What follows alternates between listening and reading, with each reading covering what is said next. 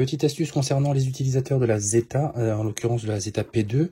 Lorsque vous utilisez des lamellos et que vous les placez sur vos panneaux, par exemple, là en ce moment je suis en train de fabriquer 5 meubles.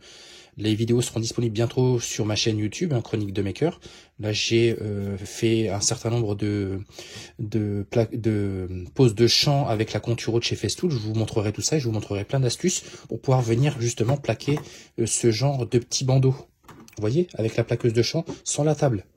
Donc je vous donnerai pas mal d'astuces concernant l'utilisation de la Conturo. Et aujourd'hui, je vous donne deux petits conseils concernant l'utilisation de la Zeta.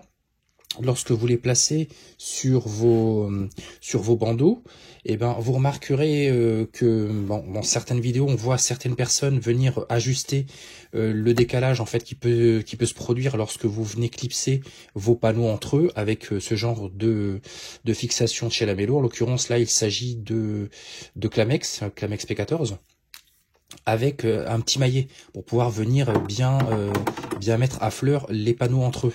Alors je tiens juste à vous montrer un petit peu l'anatomie en fait des Clamex en l'occurrence. Si on remarque bien sur les Clamex par exemple, pour prendre que cet exemple, vous remarquerez une demi-lune avec un espace qui est juste à côté. Alors ça vous permet justement de venir déplacer le Clamex dans différentes positions jusqu'à un déplacement d'environ 2 mm. Donc en fait ce déplacement là il est lié à ces petits crans qu'il y a ici. Je ne sais pas si vous allez bien le voir. Là comme vous pouvez le voir ici, il y a des petits crans qui viennent s'insérer ici. Voilà, là on les voit bien. Ici. Je ne sais pas si on va bien les voir. Ça vient s'insérer ici. Alors il faut éviter lorsque vous avez connecté en fait vos deux panneaux et que vous avez serré avec votre clé, ou vous avez desserré avec votre clé, et que vous tapez sur vos panneaux pour pouvoir venir les assembler parfaitement, parce que ça va justement usiner en fait ces petits crans et vous aurez toujours un petit flottement. Alors ce qu'il faut, c'est retirer les panneaux et venir les déplacer jusqu'à ce qu'ils soient parfaitement bien alignés. Vous avez donc, comme je vous l'ai dit juste avant, vous avez un delta de 2 mm environ.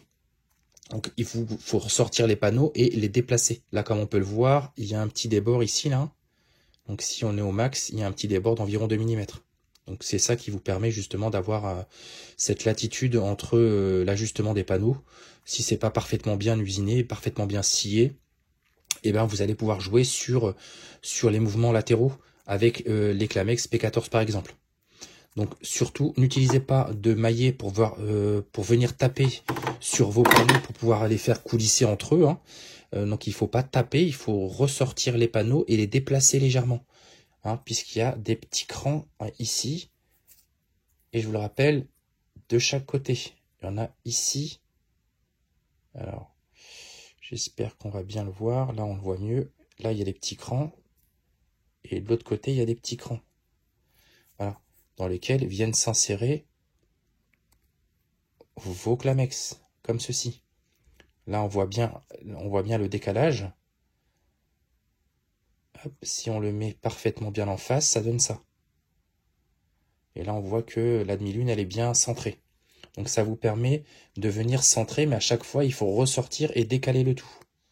Décaler, hop, tac, et comme ça, ça ne bouge pas, c'est fixé. Ensuite, vous venez serrer avec votre clé Allen. Voilà, c'est une petite astuce sur l'utilisation des Clamex et l'ajustement concernant les utilisateurs de la Zeta P2. Voilà.